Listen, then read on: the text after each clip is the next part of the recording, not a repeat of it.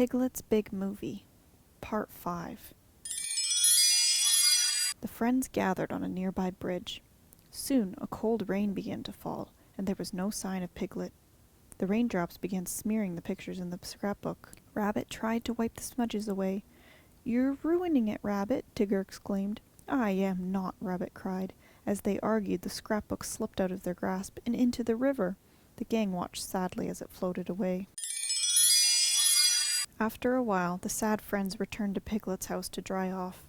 With the scrapbook gone, they didn't know how they would ever find Piglet. Pooh and Roo stood at the window looking out at the rain. Pooh drew a picture of Piglet in the misty glass with his paw. "Draw another one, Pooh," Roo said. Suddenly, everyone wanted to draw pictures of Piglet. Pooh drew a picture of himself and Piglet gathering acorns. Tigger drew a picture of Piglet after Kanga gave him a bath. The more the friends drew, the more stories they remembered about Piglet. Piglet was so much more important than they had ever realized. Roo leaped onto Eeyore's back. "We've got to go get Piglet," he cried. The others agreed.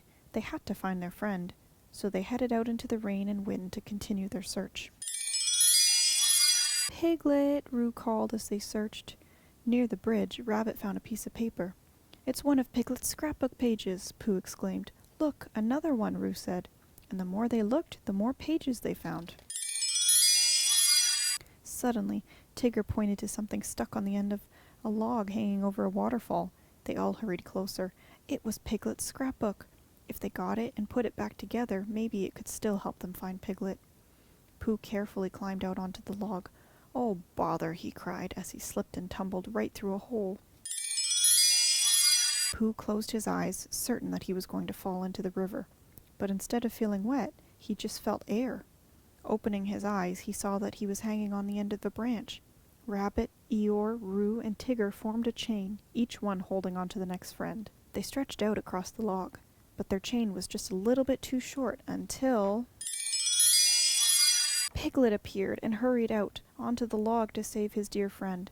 Just then, there was a loud crack. The wood broke right underneath Pooh and Piglet, and they tumbled out of sight. "Oh no," Rabbit cried. "We never got to tell Piglet how we feel about him." "Or Pooh," Roo added with a sniffle. But Piglet and Pooh hadn't fallen with the branch after all. They were clinging to the end of the log. They crawled up and found their friends gathered together. "Pooh! Piglet!" Tigger exclaimed. Everyone was filled with joy. In all the excitement, everyone had forgotten about the scrapbook, and the pages started floating down the river.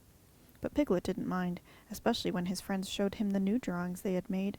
"Is that me?" he asked as he looked at one of the pictures. "I'm so big." "Well, of course you are," Pooh agreed. "I'd say this calls for a celebration," Pooh declared. Tigger laughed. "A Piglety party." Christopher Robin, Owl, and Kanga came over, and everyone had fun playing games like Pin the Tail on Eeyore. Pooh quietly left the party. After a bit, he came back in, all out of breath.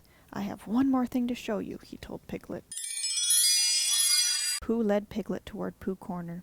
"It's right over here," he said. Piglet gasped when he saw the sign. "Pooh and Piglet Corner," he read happily. "Yes, Piglet," Pooh said with a smile. "From now on, you shall be a big part of all our big plans."